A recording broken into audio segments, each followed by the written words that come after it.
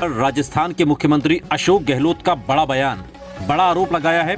अशोक गहलोत ने कहा कि हमारी सरकार को गिराने का प्रयास किया गया।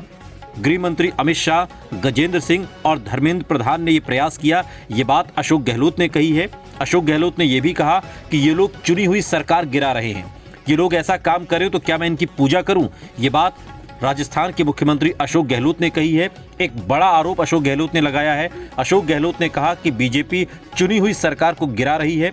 अशोक गहलोत ने नाम लिया कि अमित शाह, गजेंद्र सिंह और धर्मेंद्र प्रधान ने ये प्रयास किया है। ये लोग चुनी हुई सरकार गिरा रहे हैं। अगर ये लोग ऐसा काम करते हैं तो क्या मैं इनकी पूजा करूं? ये बैठक में जो शामिल होने के लिए आए हैं, प्रशांत किशोर जी का जहाँ तक सवाल है, वो एक ब्रांड बन गया देश के अंदर। तो भाई 14 के अंदर पार्लियामेंट में वो मोदी जी के साथ थे, मोदी के साथ, फिर वो नीतीश के साथ थे, कभी वो पंजाब में थे, कांग्रेस के साथ थे। तो ये तो एक प्रोफेशनल काम है सबका। अपने एजेंसी और भी है, उनसे भी संपर्क होते रहते हैं, परंतु क्योंकि प्रशांत किशोर का नाम, पीके का नाम बड़ा हो गया, इसलिए आप लोगों ने न्यूज है। हर व्यक्ति का अनुभव काम लेना चाहिए, विपक्ष को भी, बल्कि सत्ता वाली पार्टी भी काम लेती है अपने तरीके से। ये कोई बहुत ऐसा नहीं पहली बार ही हो रहा है। हम लोग भी लगातार जो ऐसी एजेंसियां हैं या जो ऐसे एक्सपर्ट हैं उनकी राय लेते रहते हैं। तो पीके का नाम बड़ा हो गया तो वो चर्चा में आ गया, बस उत्तर में मानता हूँ। सर, चिंतन शिविर को लेकर अगर उसका अनुभव काम आता है, मान लो विपक्ष को एकजुट करने के अंदर, और मोदी जी की जो गवर्नमेंट है, एनडीए गवर्नमेंट, उनके खिलाफ संघर्ष करने के अंदर, जिसके आज देश को सबसे बड़ी आवश्यकता ये है, ये देश जो है, मैं बार बार कहता हूँ, किस दिशा में जा रहा है, किस दिशा में जाएगा किसी को नहीं मालूम, पर अब मालूम पड़ने लग गया। जिस प्रकार की हिंसा हो रही देश के अंदर, जगह जगह, रामनवमी पे 7-8 राज्यों में हिंसा हो गई, करौली में पहली हिंसा हो गई थी।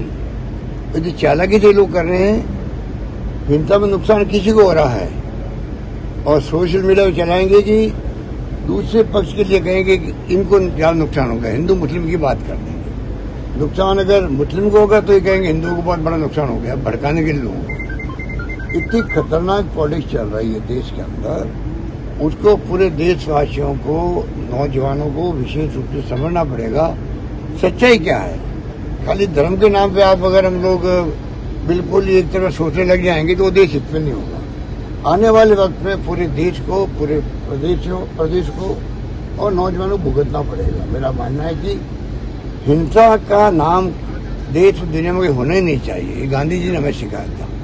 हिंसा का जवाब कभी हिंसा नहीं हो सकता है। एक लाइन से समझ आइए, उन्होंने कहा एक आंख अगर किसी फोड़ोगे, उसके बदले अगर एक आंख फोड़ने का वापस तय करोगे तो पूरा विश्व अंधा हो जाएगा। इस एक वाक्य से समझ सकते हैं हिंसा किसे कहते हैं, और हिंसा को बढ़ावा देने वाले लोग हैं। मुझे अफसोस इस बात का होता है, हमेशा सत्ता पक्ष जो होता है वो कोई हिंसा कर भी रहा विपक्ष में, भड़का रहा है, तो उसको भी रोके, उसको कंडेम भी करे, और ये प्रयास करे सभी तरह से किसी कीमत पर हम हिंसा को बर्दाश्त नहीं करेंगे। ये तो मैंने देखा है, चाहे मुख्यमंत्री हो, प्राइम मिनिस्टर हो, मंत्री हो, या कोई विधायक हो या एमपी हो, जो राजनीति में है, उल्टी गंगा बह रही है। बुला के प्रधानमंत्री जी कह रहे हैं एमपी को कि आप लोग कुछ नहीं कर पा रहे राजस्थान के अंदर, आप तो वही काम करो करोड़ी मीणा कर रहा है, मैंने धमाल पट्टी करो, कानून को तोड़ो, हाथ में लोगों को भड़काओ, आग लगाओ। ये अगर प्रधानमंत्री जी कह रहे हैं, मैंने जो सुना है, सच्चे आप मालूम कीजिए, आप मीडिया वाले हो, कि आप करोड़ी मीणा कर रहा, वो कीजिए।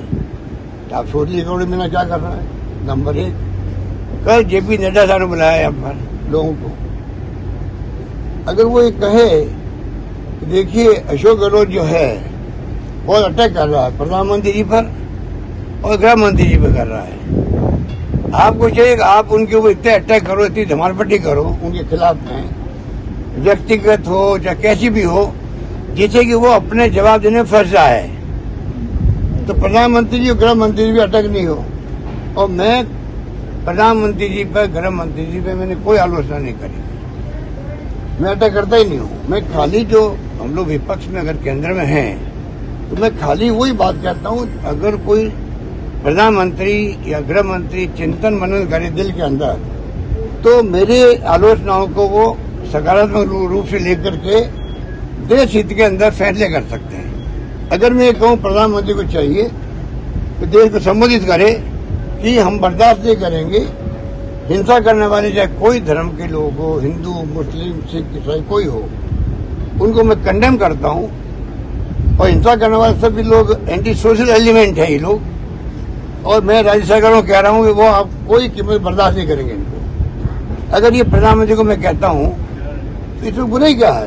प्रधानमंत्री के दिल में भाव आना चाहिए कि विपक्ष तो बोलेगा और हमें इसमें अगर सुलह अच्छा है आज ये कल मानेंगे, या वो खुद नहीं संबोधित करना चाहते देश को और कोई तरीका निकाले देशवासियों को मैसेज देने के लिए, तो मेरी समझ के पर है कि अगर मैं गृह मंत्री के बारे में या प्रधानमंत्री के बारे में मैं कोई बात बोलता हूँ तो भी तो डिग्निटी बोलता हूँ। मैं प्रधानमंत्री पद की डिग्निटी को, गृह मंत्री की डिग्निटी को जानता हूँ क्या होती है। या सरदार पटेल बैठे थे, आज क्या हो रहा है? गृह मंत्री जी खुद ही सरकार गिरा रहे हैं और वही हॉस्टलिंग करके मध्य प्रदेश में, राजस्थान में कोशिश कर ली, महाराष्ट्र में, झारखंड में। ये डेमोक्रेसी है क्या? अगर मैं इनकी आलोचना करूं इस बात को लेके तो इनके मन में भाव आने चाहिए कि देखिए आलोचना हो रही, पब्लिक क्या सोचेगी। दुर्भाग्य से कांग्रेस के शासन के अंदर हमेशा कोई विपक्ष बोलता था, उसमें बीजेपी भी थी, तो कांग्रेस नेता चाहे सोनिया गांधी जी हो, चाहे राजीव गांधी जी हो, चाहे वो नरसिम्हा राव जी हो, चाहे वो इंदिरा जी हो, चार को मैंने देखा है, वो कहते, वो सोचते थे दिल के अंदर लोग क्या कहेंगे देशवासी।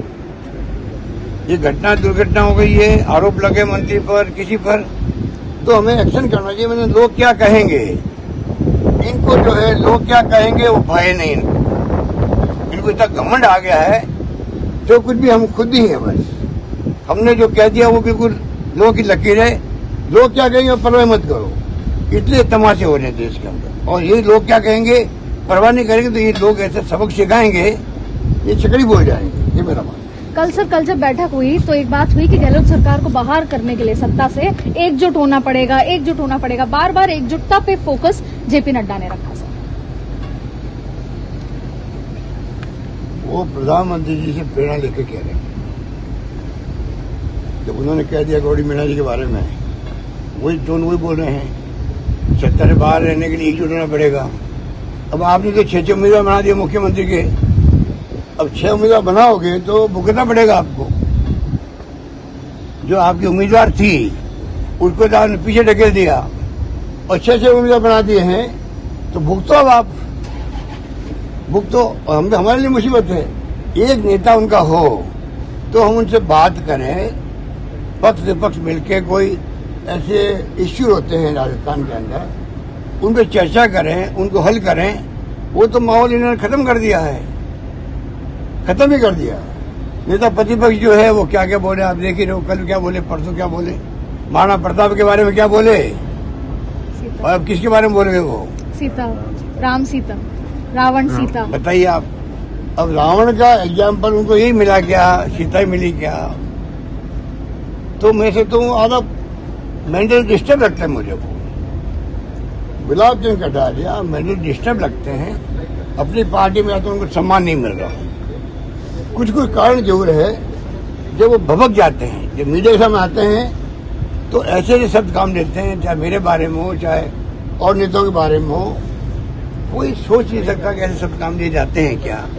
पर गुलाब चंद कटारिया जी का मैं व्यक्तिगत रूप से सम्मान करता हूँ, बहुत बुजुर्ग हैं, चाहे वो RSS के कैडर के आदमी हैं, और उनकी बोली चाली जो है उनको मैंने कई बार समझाने का प्रयास भी किया।